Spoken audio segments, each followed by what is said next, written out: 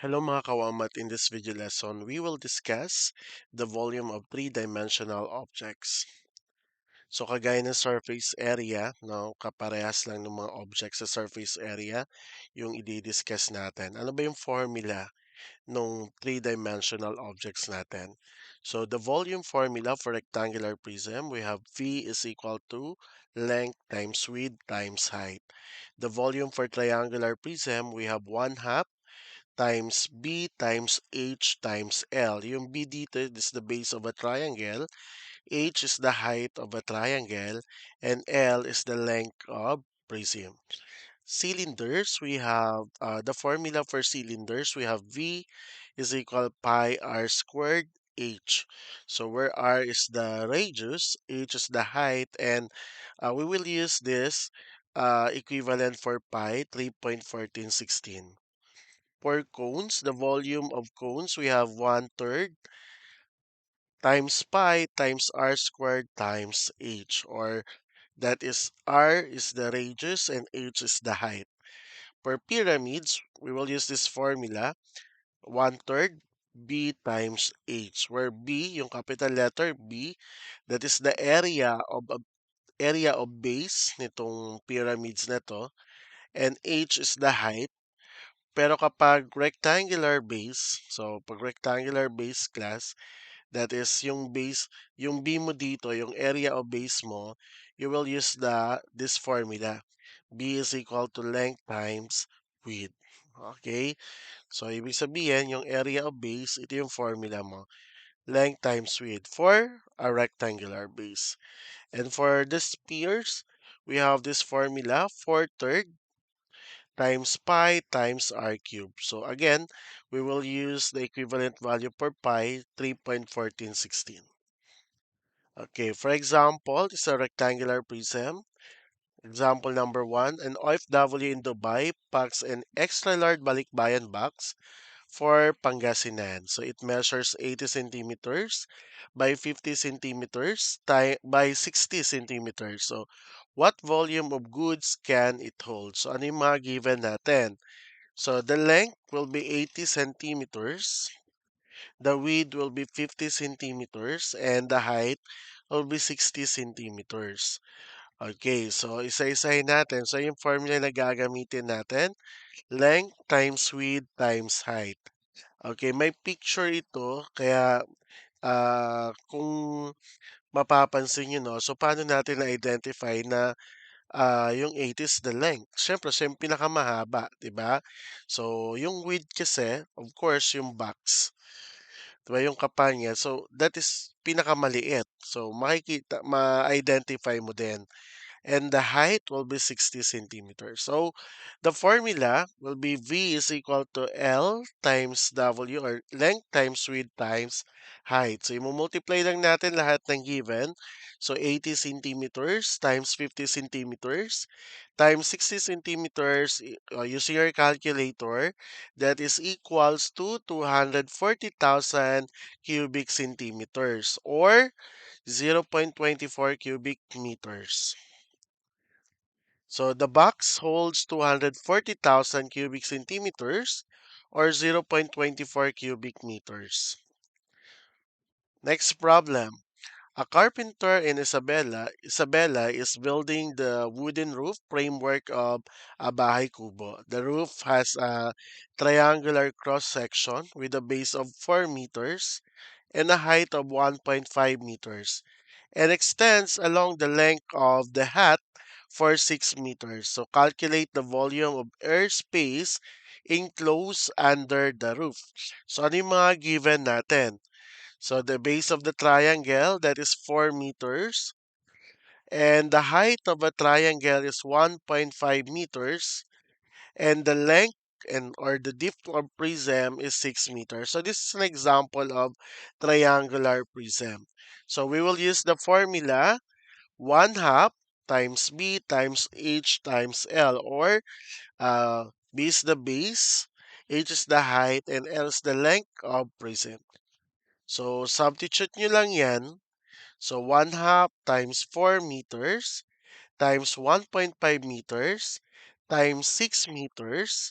So by the use of your calculator, okay, the answer is 18 cubic meters. So, ibig sabihin, the volume of airspace inside the roof structure is 18 cubic meters. Another problem. To prepare for typhoon season, a barangay hall in Samar sets up uh, a cylindrical rain barrel collector. So the plastic drum has a radius of zero point 0.5 meters and a height of 1.2 meters.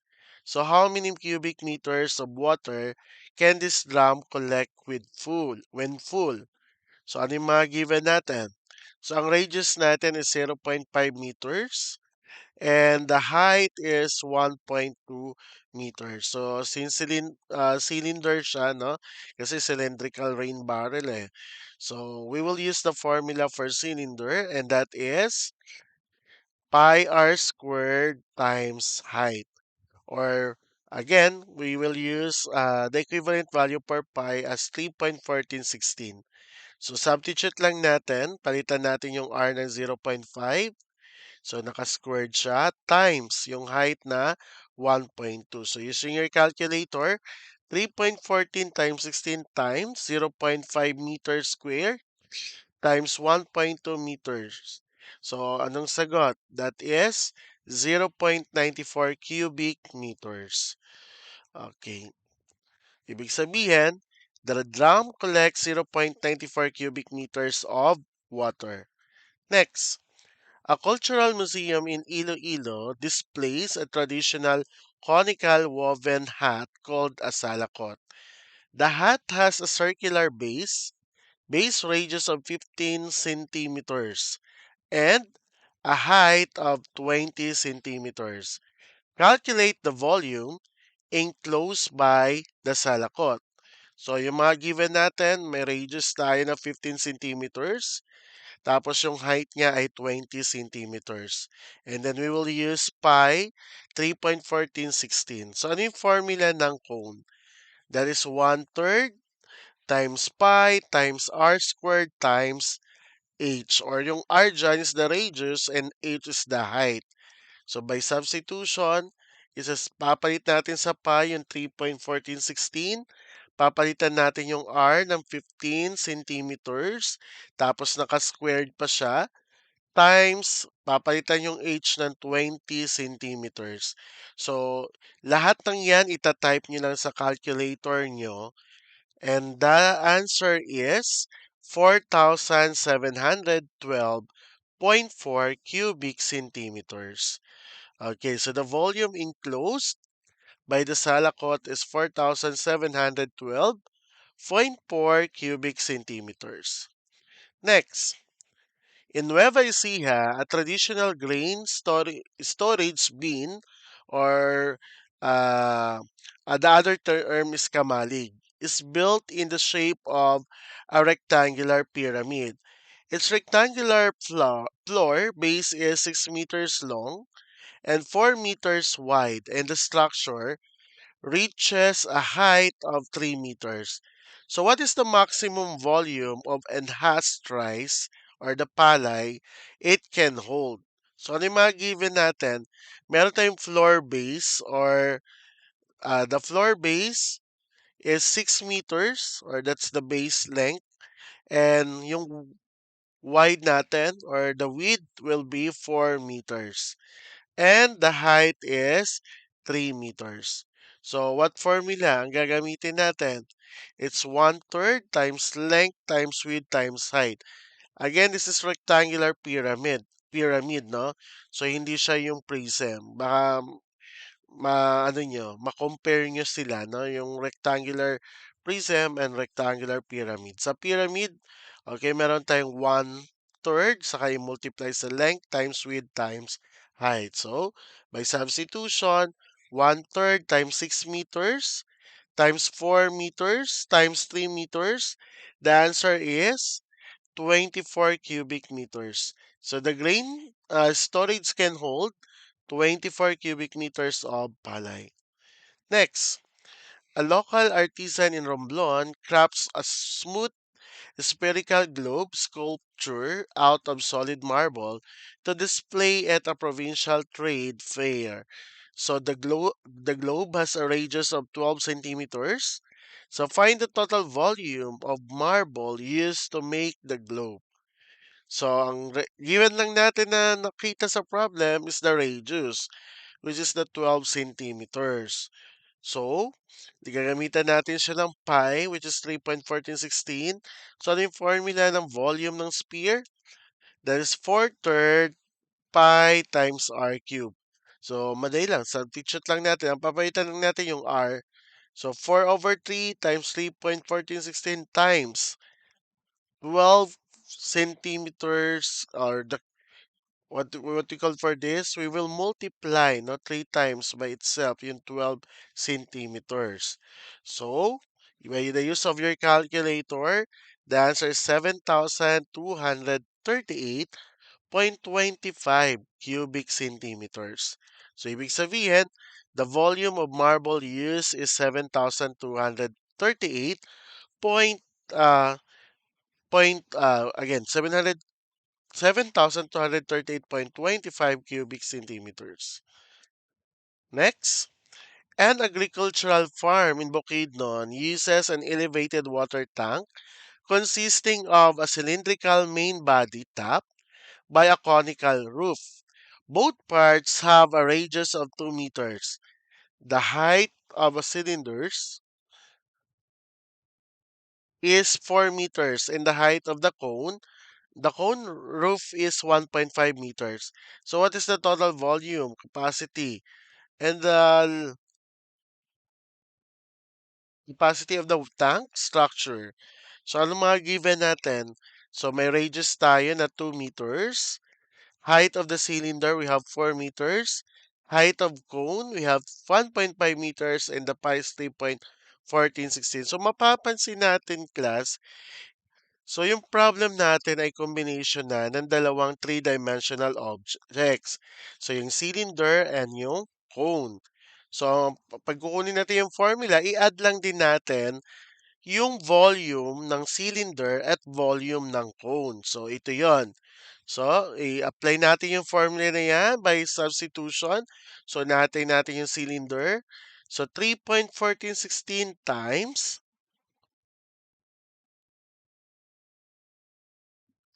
okay, 3.1416 times 2 meters squared times 4 meters. The answer is 50.2656 cubic meters. Bakit apat yung decimal na ginagamit natin? So, kapag nasa proseso pa tayo, mas okay na mas madami yung decimal na gagamitin natin. So, i-convert na lang natin mamaya, o i-round off na lang natin. Mag-round off tayo ng 2 decimal places sa final answer na. Pero kapag nasa solution pa lang, so 4 decimal yung gamitin natin.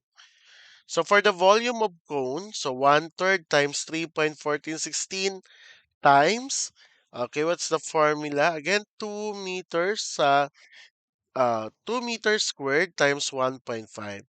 So you can use your calculator and that is 6.2832 cubic meters. So since na-compute na natin yung volume ng cylinder and volume ng cone, pwede natin ipag-plus. Okay, so what is the total volume? 56.55 cubic meters. So the total volume capacity of the water tower is 56.55 cubic meters. So next, a resort in Bohol features cottages designed as a rectangular prism base with a rectangular pyramid roof. So the base of the house is 5 meter long and 4 meter, or again, the base of the house is 5 meter long and 4 meters wide and 3 meters high. So the pyramid roof sitting directly on the top has the same base area, 5 meters times 4 meters, or by 4 meters, and a height of 1.8 meters. So calculate the total volume inside the cottage. So ano yung mga given natin? So may combination din tayo, no? Isang rectangular prism at isang rectangular pyramid. So yung base length natin is 5 meters, yung width natin is 4 meters, and the height is 3 meters. Okay, height of a pyramid that is 1.8 meters. So ngayon class, okay, ano yung formula na gagamitin natin? So i-add lang din natin yung volume ng prism, rectangular prism and rectangular pyramid. So the formula or the volume of rectangular prism is length times width times height. And for the pyramid, we have 1/3 times length times width times height. So substitute lang natin. So 5 meters times 4 meters times 3 meters is equal to 60 cubic meters.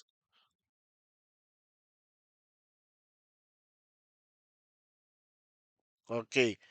Substitute na lang naman, no? 5 meters times 4 meters times 3 meters. So 5 times 4 is 20 times 3, that is 60 cubic meters.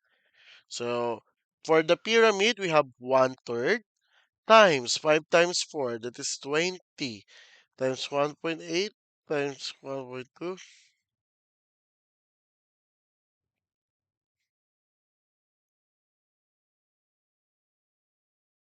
Okay. So using your calculator, that is 12 cubic meters, no? So multiply lang naman no? Ito yung formula natin. Yung 1/3 times yung length natin is 5, yung width is 4 meters, and height is 1.8 meters. So ito yung sagot natin, 12 cubic meters. And then add lang natin yung dalawa. So 60 cubic meters plus 12 cubic meters is equal to 72 cubic meters. Okay, the total entered volume uh, of the cottage is 72 cubic meters. Next, a vendor in Manila serves a single scoop of sorbetes on a waffle cone. The waffle cone is shaped like a cone with a radius of 3 centimeters and a height of 10 centimeters and a radius of perfect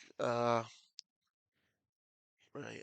And the range with a radius of 3 centimeters and a height of 10 centimeters. So the ice cream scoop sitting on top forms of a perfect hemisphere. So with the same 3 centimeters radius. So what is the total volume of the ice cream and the cone combination? So combination siya ng cone at saka hemisphere. Okay, so ang radius natin dito is 3 centimeters. Ang cone height is 10 centimeters and we will use for pi 3.1416. Okay, so this is the formula for the combination of cone and hemisphere. So we have 1/3 times pi times the radius, square natin yung radius times height, plus 2/3. So ito naman formula ito ng, ano to, hemisphere. So 2/3 times pi times r cube. So substitute lang natin, unahin natin yung cone. 1/3 times 3.1416 times 3 centimeters squared times 10. Okay. Okay, substitute lang natin muna yung volume ng cone. So 1/3 times 3.1416. Bali, ito pala yung kinukuha nating class, ha? Ito yon. 3.1416 times, ang radius natin is 3 centimeters squared. Hindi ba marunong? Okay? So 3.1416 times 3 centimeters squared times 10. So by the use of your calculator, that's 94.248 cubic centimeters. So yung isa, for the hemisphere, we have 2/3 times 3.1416 is times 3 centimeters. Okay, that is what? Using your calculator. 56.5488 cubic centimeters. Ba't hindi pa yan tampos, no? Kasi total volume ng dalawa, ng cone sa kanang hemisphere. So, add lang natin 94.248 plus 565. Ah, 94.948 plus 56.5488. So, okay. So, i-add lang natin yung volume ng cone, volume ng hemisphere. So, the answer is 150.80 cubic centimeters. So, the total volume of the ice cream and cone is 150.80 cubic centimeters. Okay, last. An industrial LPG storage tank at a port facility in Batangas consists of a central cylindrical section with two hemispherical ends attached on each side, combining to form one full sphere. So the cylinder has a radius of 1 meter and a length of uh, okay, so the cylinder has a radius of 1 meter and a length of 5 meters. The radius of each hemisphere is also 1 meter. So find the total capacity of the LPG tank. So ano yung mga given natin? Radius, which is 1 meter. Length of a cylinder is 5 meters. Two hemispheres is equal siya sa 1 full sphere. Kasi yung radius niya equals lang sa 1 meter. So, ibig sabihin anong gagamitin natin formula? Okay. For the meantime, we will add okay using the two formulas, volume for the cylinder and volume for the sphere.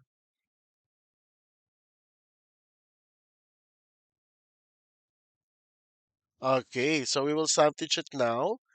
So una, kunin muna natin yung volume ng cylinder. So 3.1416 times 1 meter squared times 5 meters. Ito yung maging sagot niyo dyan. 15.708 cubic meters. For the spherical end volume or yung hemisphere natin na given, so 4 third times 3.1416 times 1 meter or 1 meter cube. So what is the answer? Using your calculator, that's 4.18888. So, ipap-sign mo ulit ito. 15,700 plus 1,004, 1, 4 point, it's not 15,000 pa rin, no? It's 15.708 plus 4.1888. So, yung total volumes is 19.90. So, the total volume capacity of the industrial LPG tank is 19.90 cubic meters. So, kulang rin ako dito. That should be okay? So ito puwede niyong gawing practice sa bahay niyo 'no. So ito yung seat work namin 'no. So puwede niyong gawing picturan tapos i-practice yung sagot dun sa, notebook niyo, okay? So using the formulas presented dun sa unang slide natin. Okay, thank you so much.